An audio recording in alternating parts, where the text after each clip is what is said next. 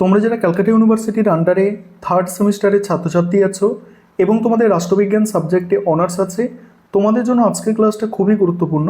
আজকের ক্লাসে তোমাদের 5 নম্বরের গুরুত্বপূর্ণ 5টি প্রশ্নের উত্তর নিয়ে আলোচনা করব এবং 5টি প্রশ্নই মোস্ট ইম্পর্টেন্ট। প্রথম প্রশ্ন হচ্ছে র্যাডিক্যাল নারীবাদ টিকা আকারে আসতে পারে। আধুনিক রাষ্ট্রচিন্তায় র্যাডিক্যাল নারীবাদ বা চরমপন্থী নারীবাদ হলো নারী মুক্তির একটি বলিষ্ঠ মতাদর্শ, যা মূলত বিংশ শতাব্দীর 60-এর দশকে আত্মপ্রকাশ করে।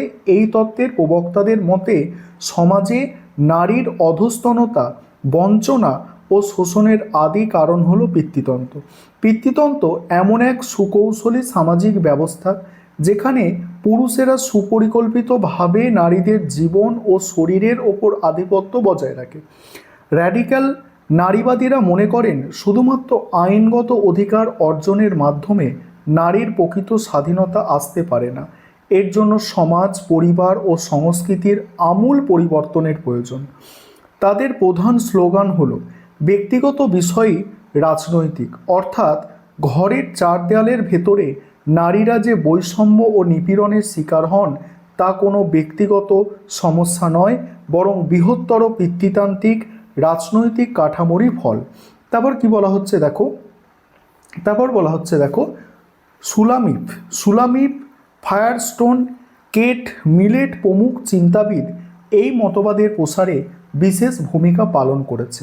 তারা সনাতন পরিবার ব্যবস্থা, বিবাহ প্রথা এবং লিঙ্গভিত্তিক শ্রম বিভাজনের তীব্র সমালোচনা করেন।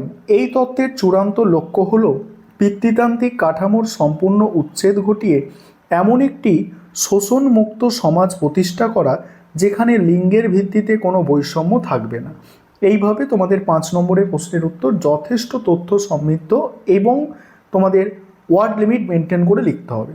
পরের প্রশ্ন আছে উত্তর আচরণবাদ। উত্তর আচরণবাদ এটা দেখো, উত্তর আচরণবাদ হলো রাষ্ট্রবিজ্ঞানের জগতে এমন একটি শক্তিশালী তাত্ত্বিক দৃষ্টিভঙ্গি বা প্রতিবাদী আন্দোলন যা মূলত আচরণবাদের সীমাহীন ত্রুটি ও সীমাবদ্ধতাগুলোকে সংশোধন করার উদ্দেশ্যে 1960-এর দশকের শেষ ভাগে গড়ে উঠেছিল। প্রখ্যাত রাষ্ট্রবিজ্ঞানী ডেভিড স্টোন, যিনি একসময় আচরণবাদের প্রবল সমর্থক ছিলেন, তিনিই পরবর্তীকালে এই উত্তর আচরণবাদী মতবাদের প্রধান প্রবক্তা হিসাবে আবির্ভূত হন। আচরণবাদের মূলত বাস্তব তথ্য পরিসংখ্যান এবং কাঠামোর বৈজ্ঞানিক পদ্ধতির ওপর মাত্রাতিরিক্ত জোর দেওয়া হয়েছিল। এর ফলে রাষ্ট্রবিজ্ঞান একটি বিশুদ্ধ বিজ্ঞানে পরিণত হলেও তা সমসাময়িক বাস্তব সামাজিক ও রাজনৈতিক সমস্যাগুলোর সমাধানে ব্যর্থ হচ্ছিল। উত্তর আচরণবাদ এই হতাশাজনক অবস্থার পরিবর্তনের ডাক দেয় এবং তাদের মূল স্লোগান হিসাবে তুলে ধরে প্রাসঙ্গিকতা ও কর্ম। এই তত্ত্বের প্রবক্তারা মনে করেন গবেষণার বৈজ্ঞানিক পদ্ধতি বা সূক্ষ্ম কৌশলের চেয়ে গবেষণার বিষয়বস্তু এবং সমাজের প্রতি তার উপযোগিতা অনেক বেশি গুরুত্বপূর্ণ। যখন সমাজ তীব্র বৈষম্য বা ভয়াবহ সংকটের সম্মুখীন, তখন রাষ্ট্রবিজ্ঞানীদের শুধু গবেষণাগারে বসে থাকলে চলবে না, তাদের সামাজিক দায়িত্ব পালন করতে হবে। উত্তর আচরণবাদ মূল্যবোধকে সম্পূর্ণ বর্জন করার কট্টর বিরোধী। সংক্ষেপে এই মতবাদ রাষ্ট্রবিজ্ঞানকে কেবল পুঁথিগত বিদ্যা হিসাবে আবদ্ধ না রেখে মানব কল্যাণ ও বাস্তব সমাজ পরিবর্তনের হাতিয়ার হিসাবে গড়ে তুলতে বদ্ধপরিকর। 3 নম্বর প্রশ্ন হচ্ছে ঐতিহাসিক বস্তুবাদ সম্পর্কে টিকা। এই প্রশ্নের উত্তর নিয়ে আলোচনা করব, তার আগে একটা বিষয় তোমাদের বলার আছে। তোমাদের জন্য পলিটিক্যাল সায়েন্স অনার্সের 3টে পেপারেরই স্টাডি মেটেরিয়াল অর্থাৎ পিডিএফ নোটস তৈরি করা হয়েছে। তোমরা যদি কেউ স্টাডি মেটেরিয়াল পারচেস করতে চাও বা পরবর্তী সেমিস্টার থেকে আমাদের অনলাইন পেড ব্যাচে অ্যাডমিশন নিতে চাও, সেক্ষেত্রে তোমরা এই নম্বরে যোগাযোগ করতে পারো। এবার ঐতিহাসিক বস্তুবাদটা কীভাবে সংক্ষেপে গুছিয়ে লিখবে 5 নম্বরের মতো করে বুঝে নাও। ঐতিহাসিক বস্তুবাদ হলো প্রখ্যাত দার্শনিক কার্ল মার্কস ও ফ্রেডরিক এঙ্গেলস প্রণীত সমাজ ও ইতিহাস বিশ্লেষণের একটি যুগান্তকারী বিজ্ঞানসম্মত বাস্তববাদী দর্শন। এই তত্ত্বের মূল প্রবক্তা হল মানব সমাজের সামগ্রিক বিকাশ, বিবর্তন ও পরিবর্তনের মূল চালিকা শক্তি কোনো আধ্যাত্মিক শক্তি বা মানুষের নিছক চেতনা নয়। কি বলা হচ্ছে দেখো, বলছে এই তত্ত্বের মূল বক্তব্য হলো মানব সমাজের সামগ্রিক বিকাশ, বিবর্তন, পরিবর্তনের মূল চালিকা শক্তি কোনো আধ্যাত্মিক শক্তি বা মানুষের নিছক চেতনা নয়, বরং সমাজের বস্তুগত বা অর্থনৈতিক পরিবেশই হলো এর প্রকৃত নিয়ন্ত্রক। মার্ক্সের মতে ইতিহাসের গতিপথ বা সমাজের রূপান্তর কোনো মহান ব্যক্তির খেয়াল খুশিতে নির্ধারিত হয় না, তা নিয়ন্ত্রিত হয় সমাজের উৎপাদন পদ্ধতি ও অর্থনৈতিক কাঠামোর দ্বারা। সমাজের মূল ভিত্তি হলো তার অর্থনৈতিক ব্যবস্থা, আর এই ভিত্তির ওপরেই নির্ভর করে দাঁড়িয়ে থাকে সমাজের উপরিকাঠামো, যার অন্তর্ভুক্ত হলো রাষ্ট্রের রাজনীতি, আইন কানুন, ধর্ম, শিল্প ও সংস্কৃতি। মার্ক্স দেখিয়েছেন, যখন সমাজের উৎপাদন শক্তি উন্নত হয় তখন তা প্রচলিত পুরনো উৎপাদন সম্পর্কের সাথে এক অনিবার্য সংঘাতে লিপ্ত হয়।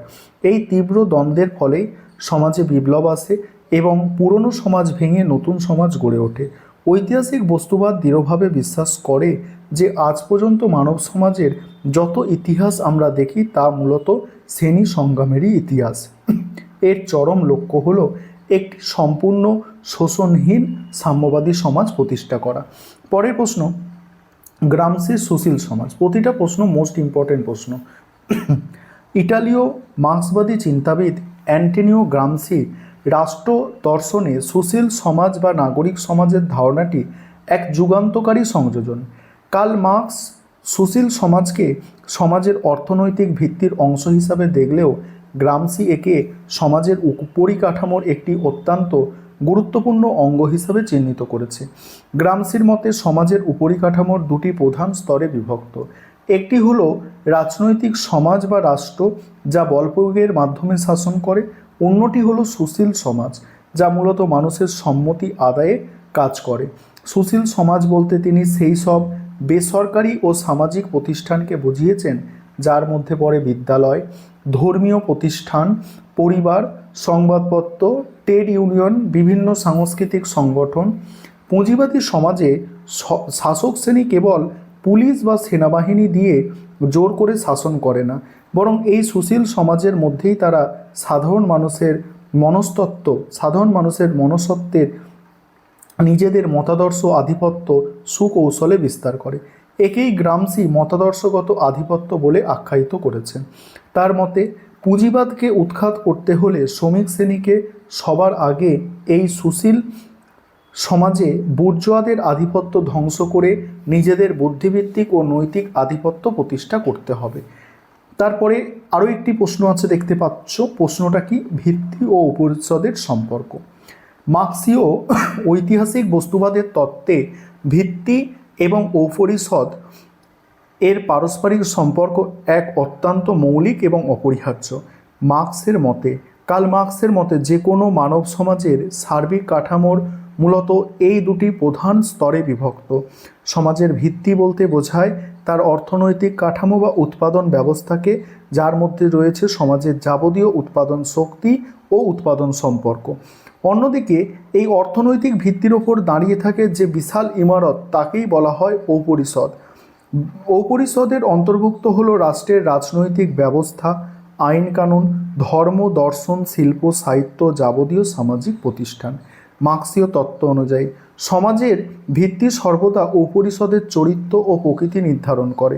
অর্থাৎ সমাজের উৎপাদন ব্যবস্থা যখন কোনো মৌলিক পরিবর্তন ঘটে তখন স্বাভাবিকভাবেই তার ঔপরিষদ বা রাজনৈতিক ও সাংস্কৃতিক ক্ষেত্রেও ব্যাপক রূপান্তর দেখা দেয়। তবে পরবর্তীতে স্পষ্ট করা হয়েছে যে এই সম্পর্ক একমুখী নয়। ভিত্তি যদি প্রধান নির্ধারক শক্তি, তার সত্ত্বেও ঔপরিষদ সম্পূর্ণ নিষ্ক্রিয় থাকে না, সেটিও পাল্টা প্রভাব বিস্তার করে, সমাজের অর্থনৈতিক ভিত্তিকে মজবুত ও পরিবর্তিত করতে গুরুত্বপূর্ণ ভূমিকা পালন করে। এই ছিল আজকে তোমাদের গুরুত্বপূর্ণ 5 নম্বরের প্রশ্ন উত্তর।